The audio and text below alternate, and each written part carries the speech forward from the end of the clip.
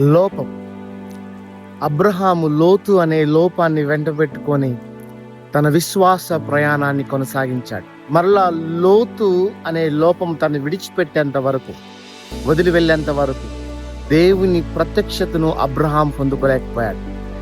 ఈనాడు మన విశ్వాస జీవితంలోను, కుటుంబ జీవితంలో, వ్యక్తిగత జీవితంలో లోతు అనేటువంటి లోపాలు మన జీవితంలో తారసపడతా ఉంటాయి. అది వ్యక్తుల రూపంగా కావచ్చు, పరిస్థితుల రూపంగా కావచ్చు, మన వ్యక్తిగత జీవితంలో ఉన్నటువంటి లోపాలు కావచ్చు.